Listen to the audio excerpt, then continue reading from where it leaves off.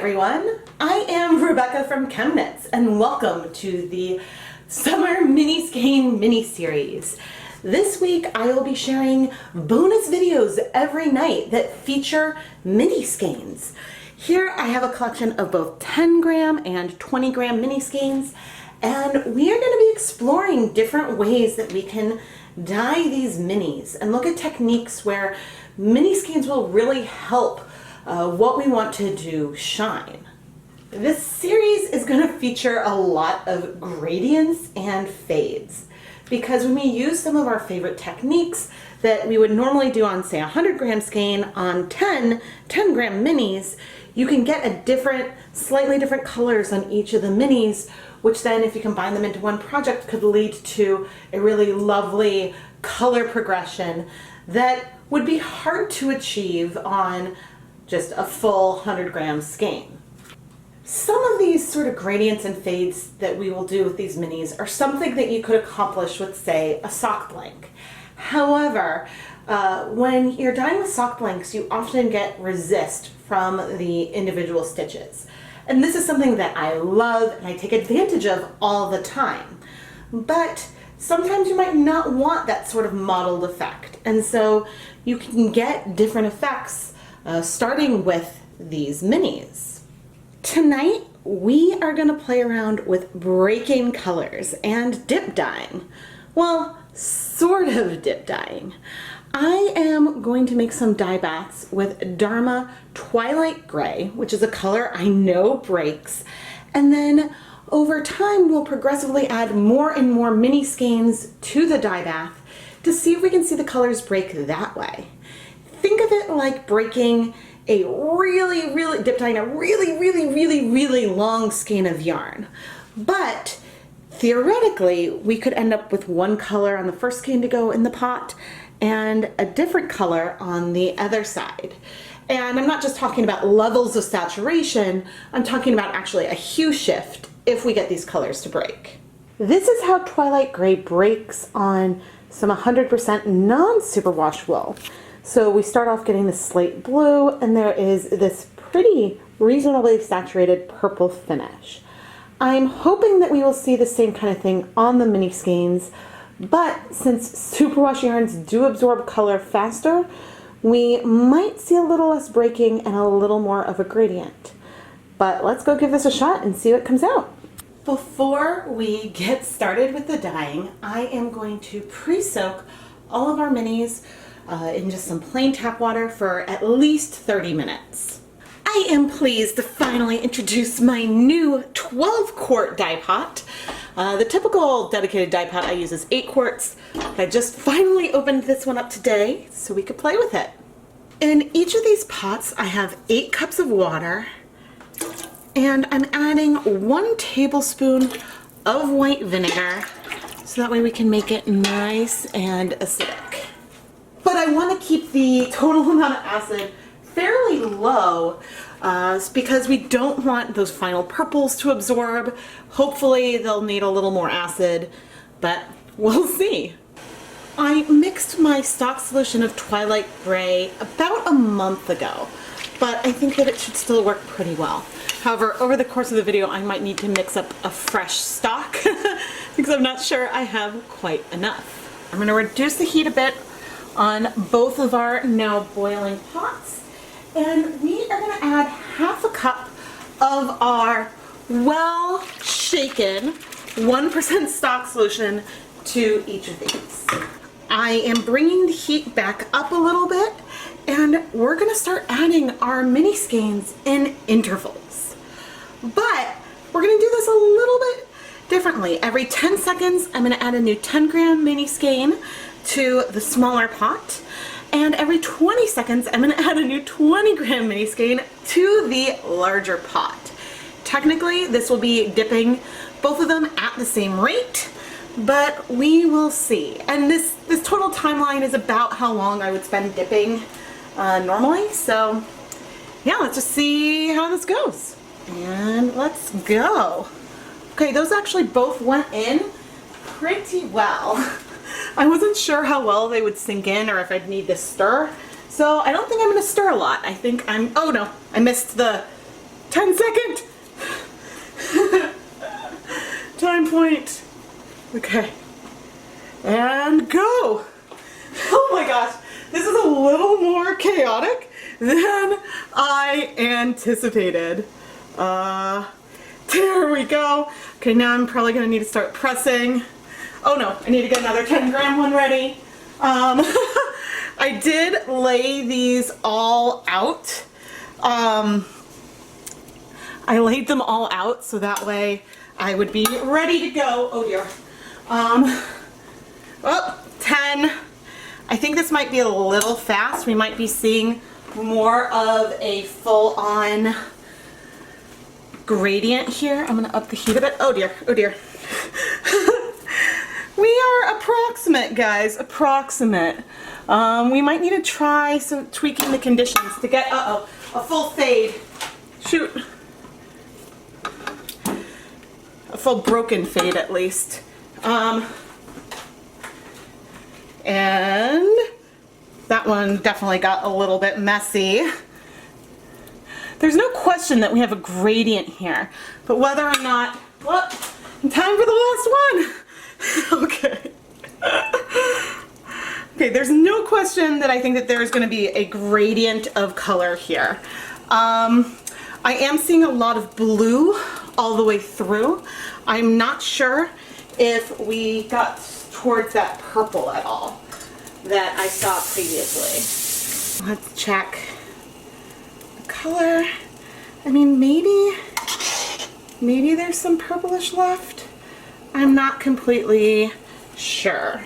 Certainly we have darker colors and lighter colors in here, so that's something that worked. But did it break? I don't know. I mean, it's a little hard to say. I do see some like purplish tinge to the dye bath here, but not quite what I had seen before. Maybe my dips were a little bit fast, but the one other variable that makes this different from when I did this dyeing technique in Dyepot PS 13 is that I'm using a superwash yarn. And so last time the blues sort of bound first and we were left with this purple behind, and it's possible that the rates are similar on the superwash yarn. So anyway, or maybe I didn't have it hot enough. There are many different variables. I am going to place these lids on. Well, that yellow around the edge is strange to me.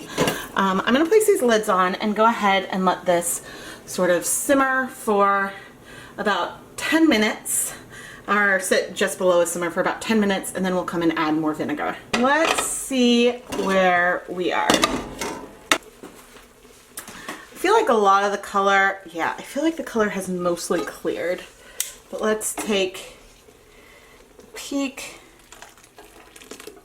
Yeah, it's mostly cleared. I mean, there's no question that we got like a fade of color. It's not an extreme fade, but we did get something dip dyed. It just didn't break. Why didn't you break? Maybe it's because it was a non-fresh stock solution or the superwash. I don't know, because this broke amazingly well when I used it before. There's definitely no residue on the bottom of the stock solution, so that's definitely not it. But anyway, I'm gonna go ahead and add 2 tablespoons of white vinegar to each of these pots. Most of the color has absorbed, but let's just give it a little more time, a little more acid, make sure everything is properly set, and then we'll come back and remove the yarn. And I'm just carefully sort of stirring it. Ooh, this one looks great. I love these like gradients. All right, we'll be back. I just turned the heat off, and let's remove our batch of 10-gram Mini-Skeins. Remove some of that excess water. Hopefully this mess isn't too tangled, but you can see there's definitely some fade going on, and I think I do see more red at the beginning. I think that there is some breaking, definitely, just not in the way we expected. I think that it absorbed the color a little too fast. Now let's pull out my 20 gram. This one seems to have worked a tad better, but we still, I think, have a similar like light to dark type scenarios. So I'm gonna go set this aside to cool, and once it's cool, then we'll lay them out in what we perceive to be the correct order that we added them. But at the same time, I think that we should prep for another round. Here are the first two sets that we dyed, roughly crudely laid out with the 20 gram mini skeins on the left and the 10 gram on the right. It's a lot easier to sort of tell the total order once things are dry, and honestly, these are beautiful. Not quite what I was going for, but beautiful nevertheless. It's also important to keep in mind how easy it is to tangle up these minis. If they do get a little tangled or less ordered than they were, just wait till they dry, and then it'll be a little easier to organize them again. I decided to try this a few more times in a few different ways to see if we could get these colors to break. First, I did 16 cups of water with 1 tablespoon of white vinegar.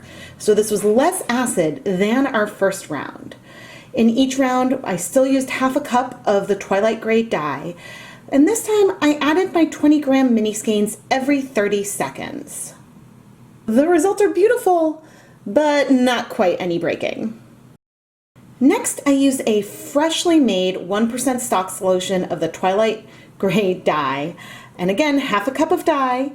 I added this to 16 cups of water with no vinegar, and I added new 20 gram mini skeins every 30 seconds. I wasn't sure whether or not this might help, but I figured that if some of the color is binding really fast, this is when we would see it. I did see some shift from the gray to the purple, but ultimately all of the color was binding really quickly. And I'm not sure if it's because my tap water runs slightly acidic. I did throw in 1 10 gram mini skein before adding any vinegar, just to see if I could capture some purples towards the end, but we ended up with a beautiful pale blue. So again, most of this dye was absorbing before I even added any vinegar. Finally, for the last couple rounds that I needed to do for the summer samplers, I decided to just go for it and have some fun.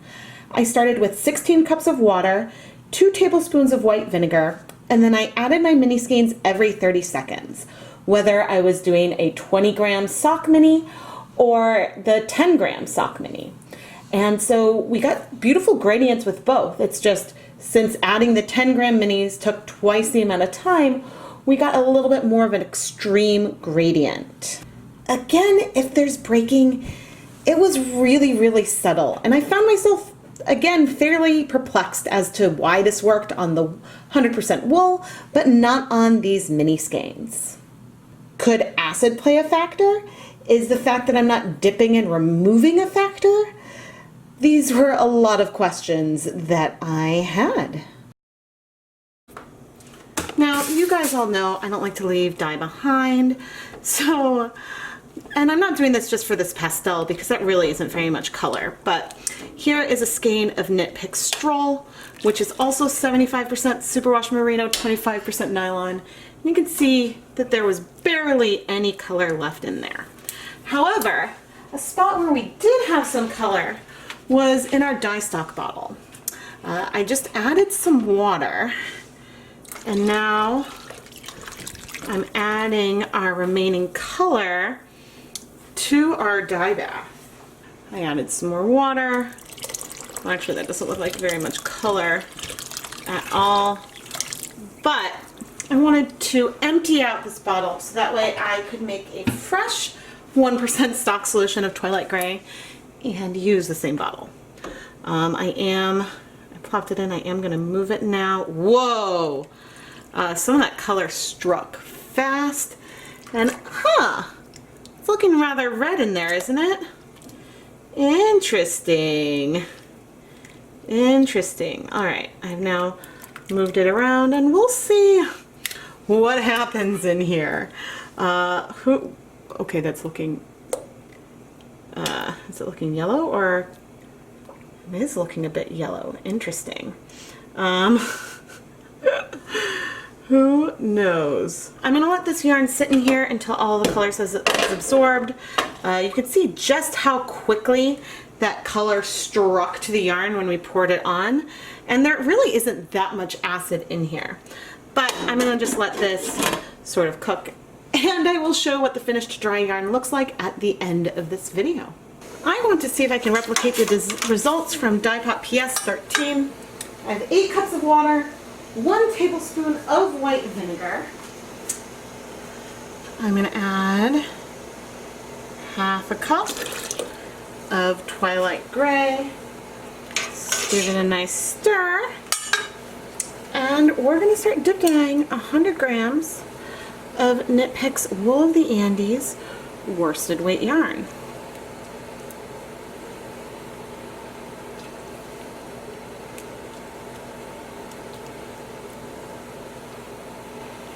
So I am seeing, like if I push in at the end, you see some purples there.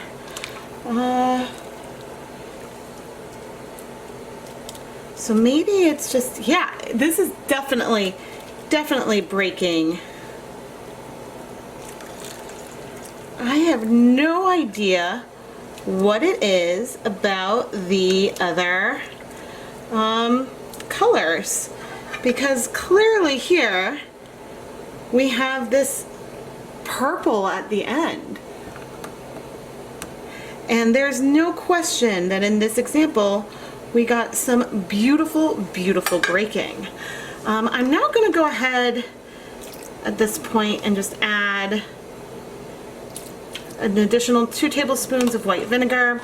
So this is technically different from Dyepot PS 13, but I'm going to let this go ahead and sort of simmer for a good 15 minutes. 10 minutes later, the dye bath has basically cleared.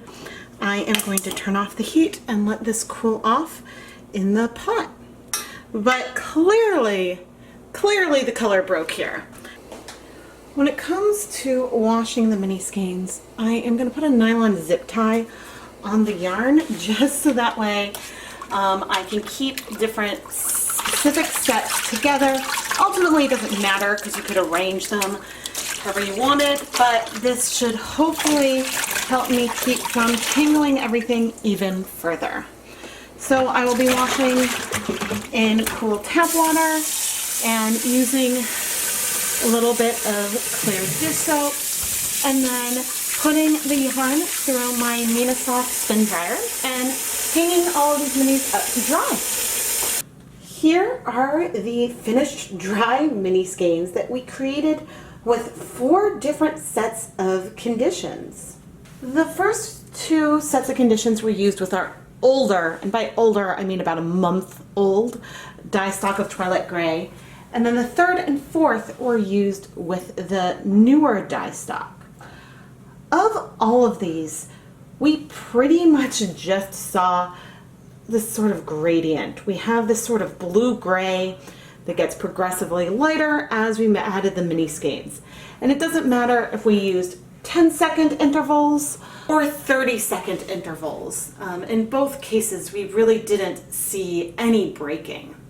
The one place where we got the closest to seeing breaking is when we had no acid at all. My tap water skews slightly acidic, so a lot of colors will bind with just my tap water.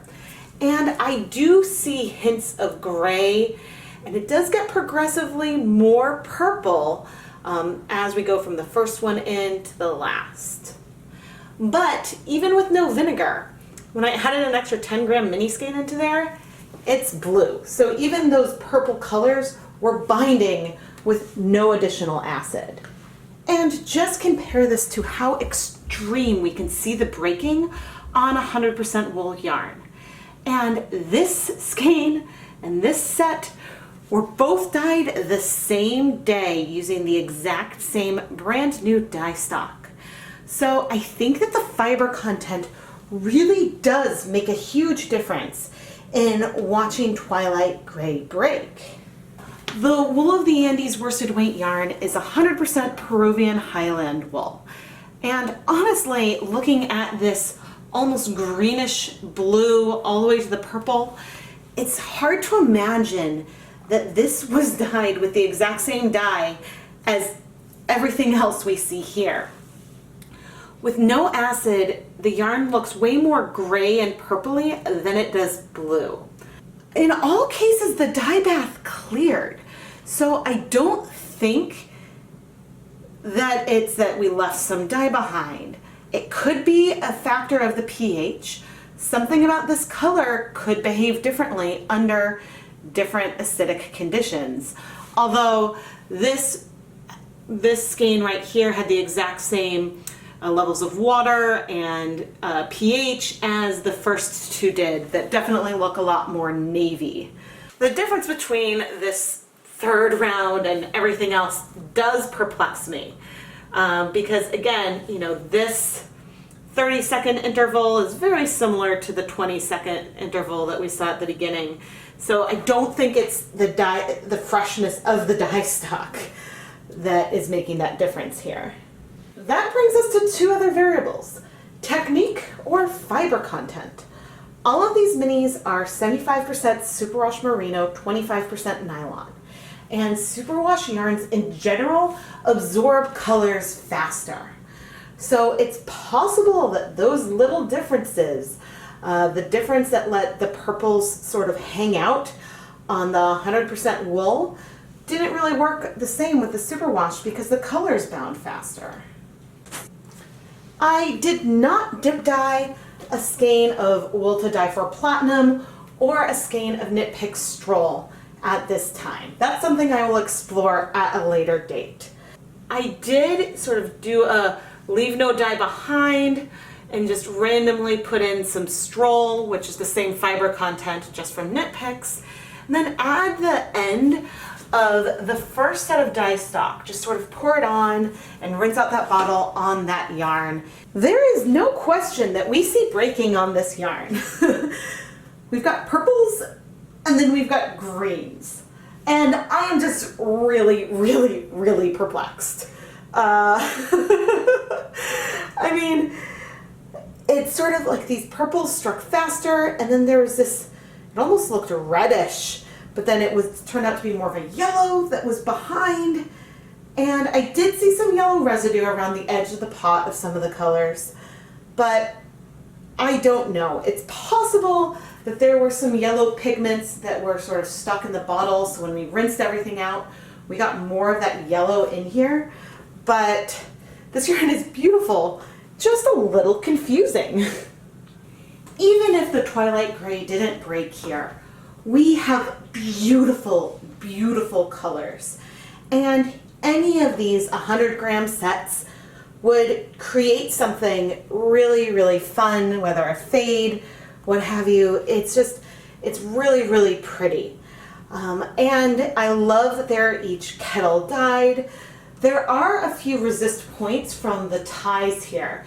And I think that's because I didn't move the skeins around very much in the pot.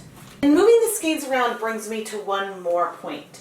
When I'm dip dyeing the yarn, yes, I am slowly lowering it into the dye pot, but I am also raising it back out to make sure that some of the middle areas get some early exposure to the dye, but they also get less exposure overall.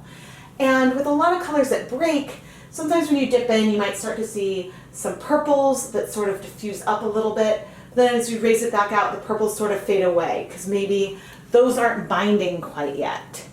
And by doing that, maybe also you're slowing the absorption overall. I don't know, but the techniques are technically very different. So I could have dipped these slower, treating it like it was one mega long skein by really dipping in and out over 30 seconds to a minute for each skein and then progressively adding more and more. So who knows if that would make more of a difference. I hope that you enjoyed this first night of the Summer Mini-Skein mini-series. This entire week is going to be filled with different techniques that we can use to dye mini-skeins, and it's going to be a lot of fun. There are going to be a lot of fade sets, and I am just really excited for you to see what's coming next. Make sure you subscribe to the ChemKnits Tutorials YouTube channel and turn on notifications so you don't miss a new video. Even this week's Dyepot Weekly episodes will be on theme and will feature mini-skeins.